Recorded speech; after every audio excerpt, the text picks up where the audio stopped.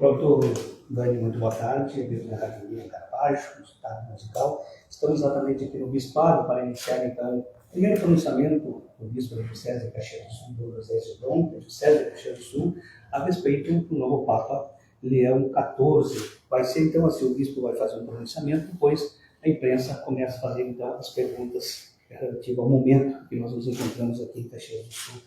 Boa tarde, Dom José. Boa tarde a todos aqueles que nos acompanham pela Rádio Miriam, mas também pelos outros meios de comunicação, a quem agradeço pela presença aqui nesta entrevista. Nós, há poucos dias, nós nos despedimos do Papa Francisco, que teve um pontificado de 12 anos, sendo um Papa latino-americano, né? E um pontificado, de certa forma, breve, mas muito marcante na vida da Igreja, que seguramente vai passar para a história como um dos pontificados mais marcantes da nossa caminhada, né? Praticamente nesses últimos anos da Igreja, principalmente no último século, ou em toda a caminhada da história da Igreja moderna. E eu acho que a Igreja vive esse momento de oração, de luta, oração, na expectativa do novo Papa. E ontem começou o conclave, e hoje nós fomos então, contemplados, né, com a eleição do novo Papa. E claro que tinha muitos favoritos que a imprensa colocava, né, mas nós tivemos uma grata surpresa, que tivemos novamente a eleição de um Papa fora do continente americano e um Papa, continente europeu, um Papa do continente americano novamente, mas tem várias situações justamente que nos trazem presente uma certa continuidade ao papado do Papa Francisco, né? O governo do Papa Francisco. Esse é um religioso também, agostiniano, que, sendo dos Estados Unidos, mas principalmente de Illinois, do norte de Chicago, aquela região, mas ele fez uma longa experiência missionária na realidade latino-americana, mas da América do Sul, no Peru. Trabalhando muito na realidade da Amazônia, né, naquelas regiões difíceis da Amazônia, com aquelas realidades difíceis. E depois ele foi também provincial da província dos agostinianos e também foi geral da ordem, se não me engano, por 2 mandatos. Então, um homem também que tinha já na congregação ou na ordem dos agostinianos uma experiência internacional de governo na ordem, de conhecer a realidade da Igreja também a partir da ordem agostiniana em várias realidades do mundo. Tanto é que foi esse homem que foi nomeado, escolhido depois pelo Papa Francisco, né, para governar uma diocese no Peru, numa realidade bastante difícil, né? E depois ele acabou voltando para os Estados Unidos, aliás, ele trabalhou ali e dali o Papa Francisco o levou para Roma como prefeito da congregação do dicastério para os bispos, que é um dos cargos mais importantes que tem dentro da Igreja Católica. Esse homem, de certa forma, muito simples, que traz na sua bagagem agora toda essa experiência daquela proposta do Papa Francisco de uma igreja em saída, uma igreja missionária, né? Uma igreja que tenha também um olhar para com os mais excluídos, com os menos favorecidos. E ele traz também toda a sua experiência missionária, né? De um religioso agostiniano, mas de um servidor da igreja.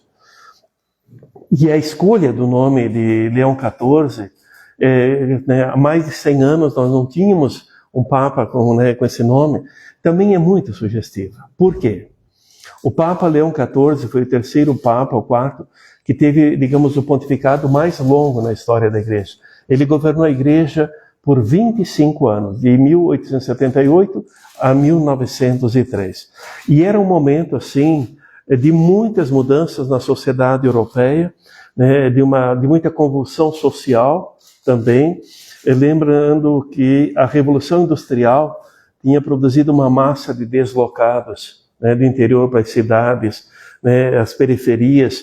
E dentro desse princípio, quando ele assume o pontificado, praticamente, para nós que estamos aqui no Rio Grande do Sul, foi um momento onde tinha o grande êxodo da imigração italiana.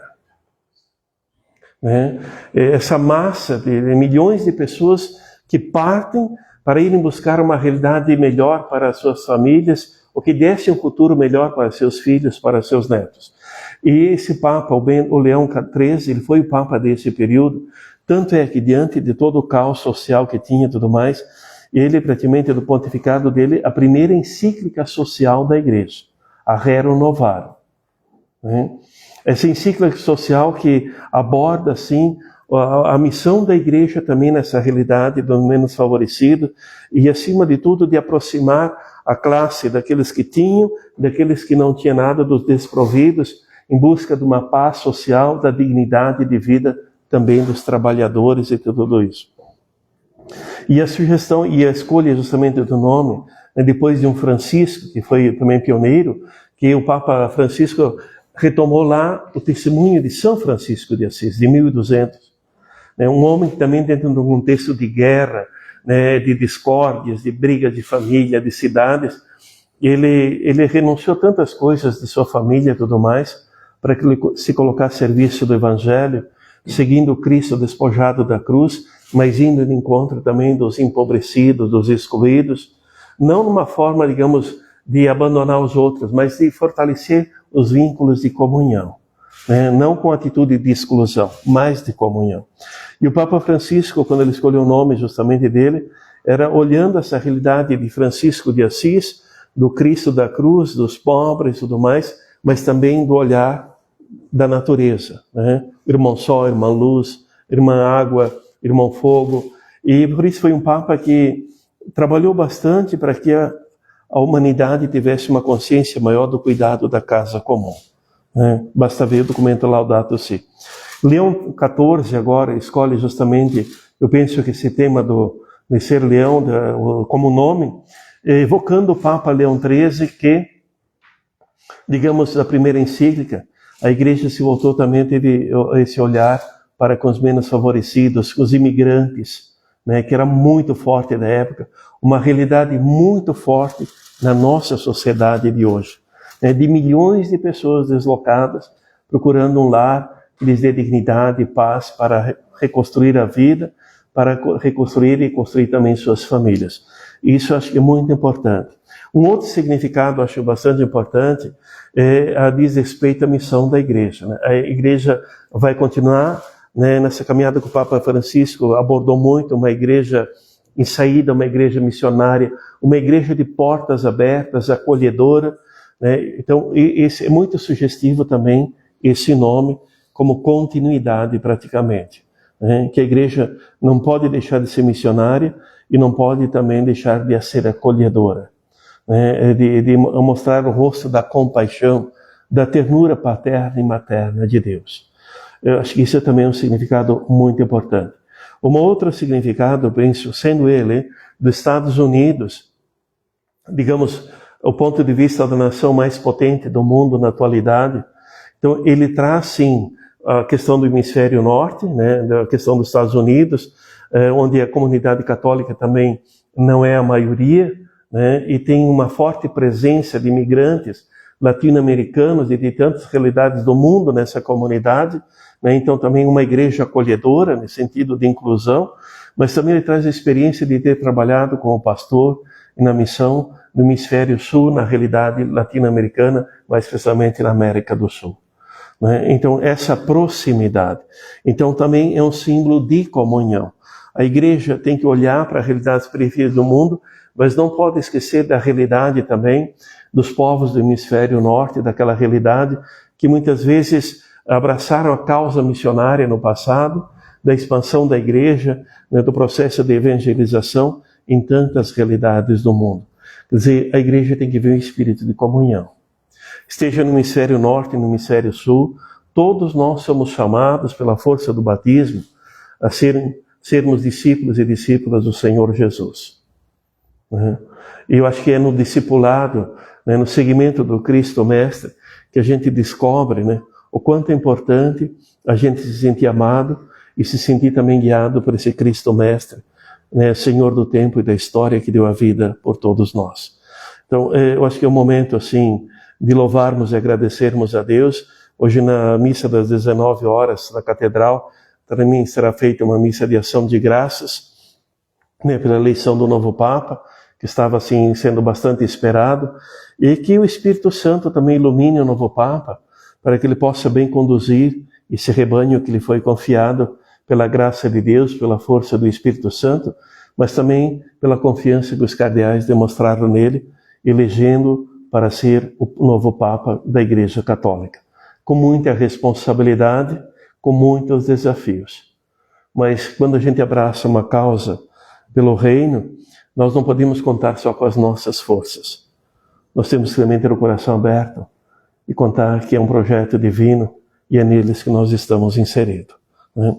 Então, por isso, eu acho que é um momento, sim, para celebrarmos, né, e agradecermos também pela disponibilidade dele de se colocar a serviço da Igreja Povo de Deus a caminho da casa do Pai. Neste terceiro milênio, com todos os desafios, mas também tendo no coração a força da esperança. É que estamos no jubileu da esperança, né, esse ano de 2025. Dom José, para a Igreja Católica, a escolha do novo Papa,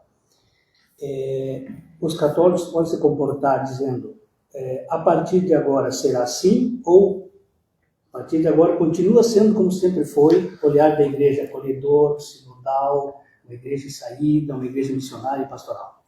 Acho que a missão da igreja traçada, pessoalmente, praticamente no último século, se você olhar, a igreja fez toda uma caminhada de conversão, de convergência, para ser muito mais pastoral e, acima de tudo, muito mais aberto a acolher o povo de Deus, as diferenças e tantas realidades, porque a igreja ela tem a missão de anunciar o evangelho em tantas culturas diferentes. Ela não é propriedade desta cultura, daquela, da coisa. A igreja somos todos nós, todos os batizados. E eu vejo assim que a escolha, né, justamente do Leão XIV, é um senso de continuidade, né? De continuidade, onde a força de uma igreja, digamos, missionária, aberta, acolhedora, vai continuar com ainda mais força, né? Porque eu acho que é esse o princípio que os cardeais levaram em conta na escolha, né, do Papa Leão XIV. Experiência missionária dele, experiência de ser pastor também em realidades difíceis, mas trazendo também na sua formação toda a realidade de uma sociedade americana, numa sociedade desenvolvida, né, de uma realidade, digamos, do hemisfério norte, né, de um país, digamos, desenvolvido. Sendo ele o primeiro Papa dos Estados Unidos, então também é um Papa que provavelmente as pessoas vão olhar para o mundo todo também como será, tem toda essa expectativa, mas seguramente ele vai seguir dentro das orientações, né, praticamente que os cardeais também devem ter traçado, porque o Papa também não governa a igreja sozinho, né? O Papa tem o colégio dos cardeais, tem os dicastérios, e ele também conta com o auxílio de tantos colaboradores. Eu acho que isso que é importante, né? A missão da igreja continua, né? A missão da igreja continua. E sempre a expectativa que tínhamos de uma certa continuidade, não do retrocesso, de continuidade. Eu penso que isso também foi levado em conta pelo Colégio Cardenalício, que escolheu esse novo Papa.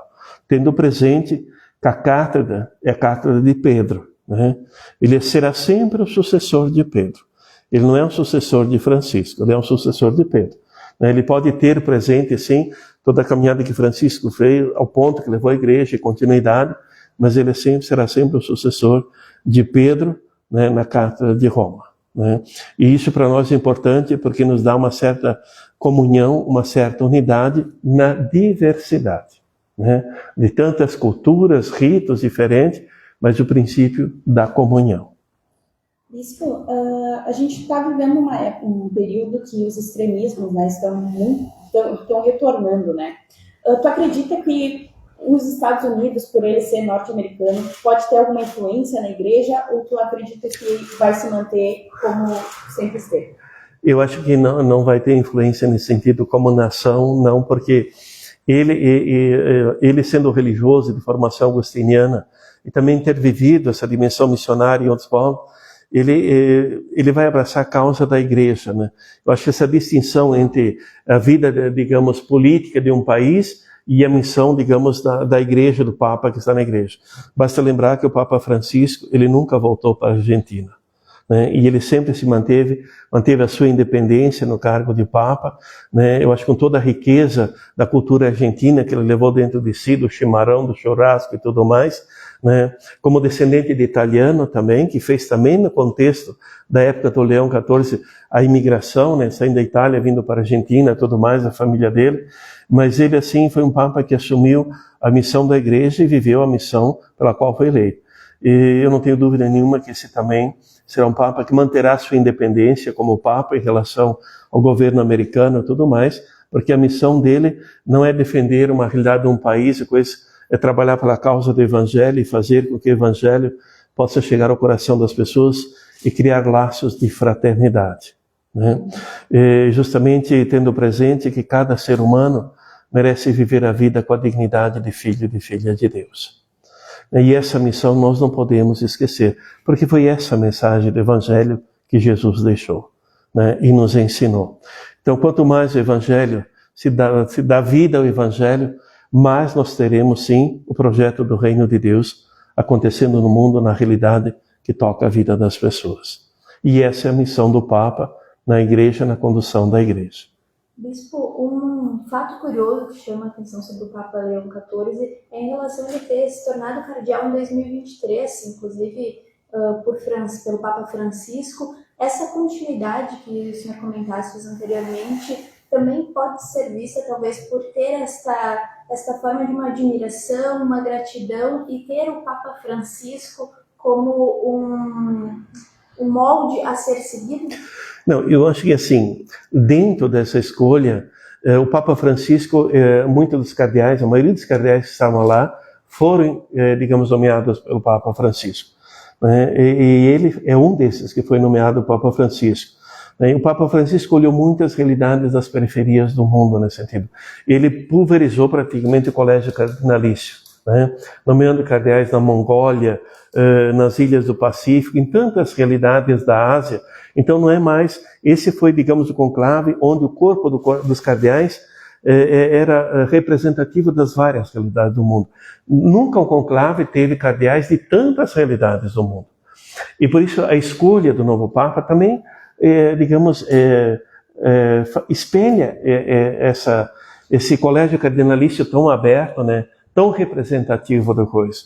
Porque, no fundo, aponta aqui que a igreja deve continuar a ser missionária, a igreja deve continuar olhando para essas realidades, digamos, do terceiro mundo, a realidade missionária, onde as igrejas jovens, mas também em crescimento contínuo, o mundo da África, da Ásia, da América Latina, tudo isso, mas sem descuidar da realidade, digamos, dos Estados Unidos, do Canadá, de uma Europa, né, onde muitas vezes já temos uma sociedade desenvolvida, ao mesmo tempo, do ponto de vista espiritual religioso, às vezes bastante fragilizada, né? Eu acho que essa comunhão que também está presente nesse pontificado, né, do Leão XIV, na escolha do Leão XIV.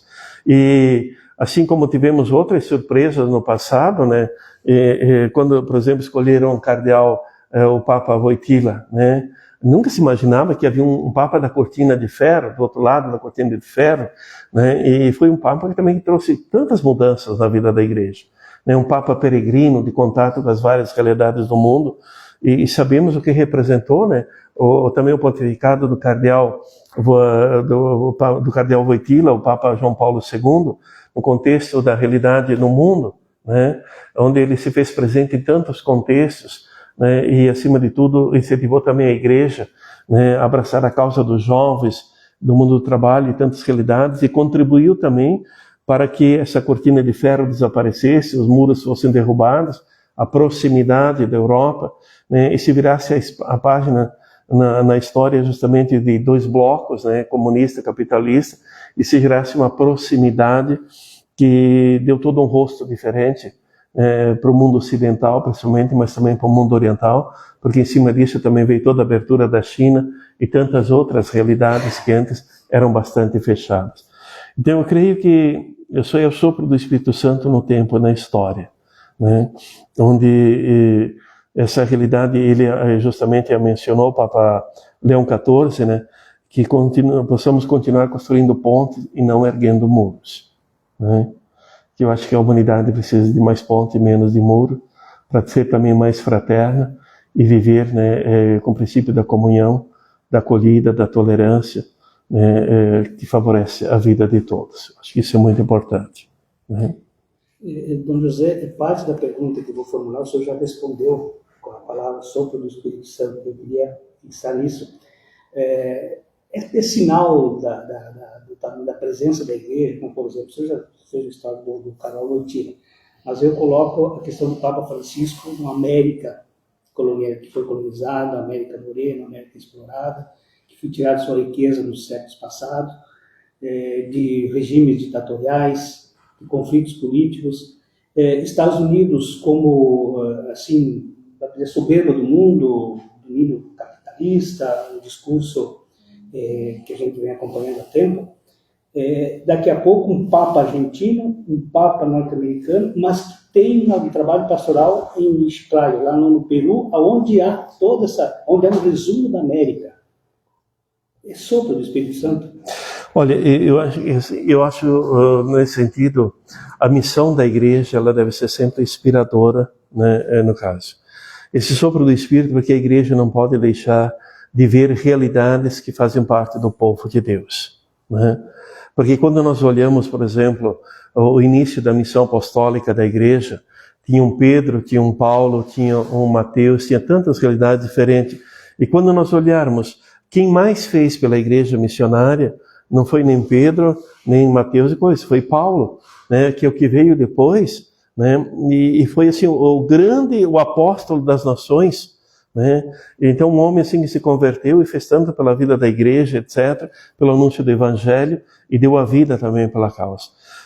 Quando nós lembramos, ele é o Leão XIV agostiniano, o que foi Santo Agostinho, também um homem que se converteu, né, depois de uma grande busca, né? Basta ver a mãe de Santo Agostinho, Santa Mônica, o quanto ela rezou pela conversão do filho, e esse homem que depois que se converte, abraça essa causa do evangelho com uma força tal, né, e escreve, foi um dos grandes protagonistas da patrística, né, que moldou praticamente a doutrina, ajudou a moldar a doutrina cristã em cima disso, né, assim como tantos outros, né? Então assim, eu penso que sempre Deus tem os caminhos que muitas vezes nós, do ponto de vista humano, temos dificuldade de entender.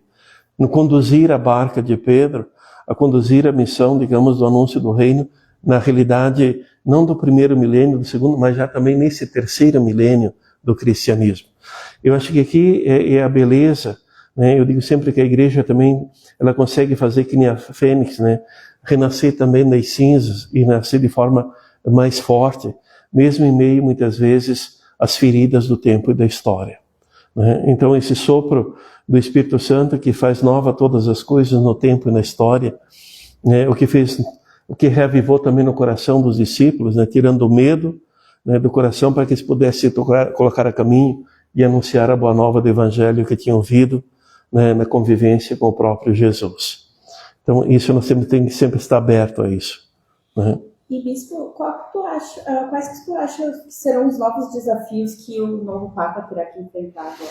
Olha, os novos desafios que o Papa terá que enfrentar, e são desafios constantes na vida da Igreja, a realidade missionária, né?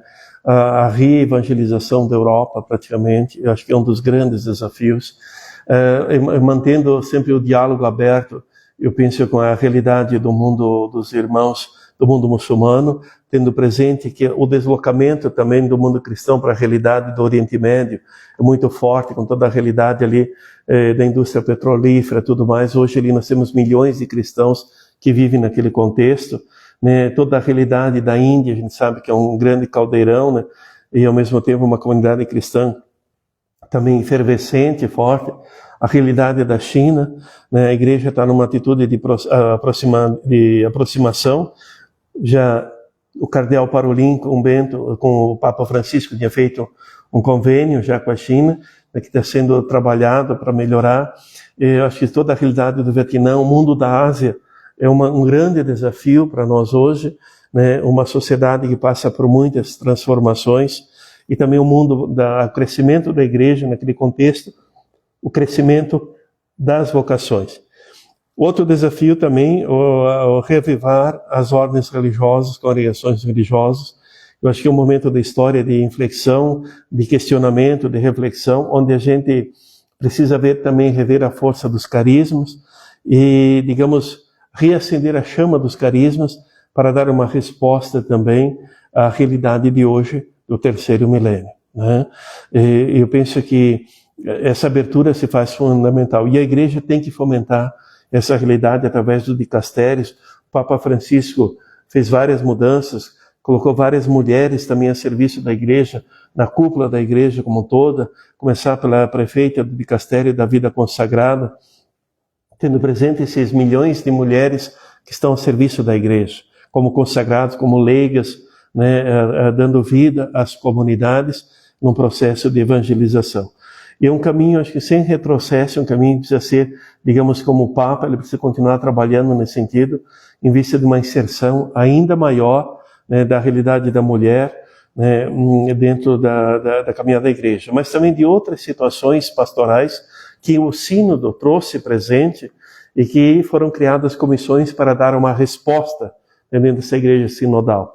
Eu creio que todas essas comissões, se não me engano, umas 18, 19 que tem, elas vão continuar trabalhando e a igreja como todo vai esperar uma resposta, né? Porque em cima disso temos toda a realidade, digamos, dos casais de segunda união, toda a realidade de uma série de situações que a igreja precisa dar uma resposta pastoral, uma resposta de amor, compaixão, como Cristo deu com tantas realidades que encontrou no seu tempo. Então, acho que aqui está a missão de uma igreja em saída, uma igreja, digamos, comunhão, participação e missão, né?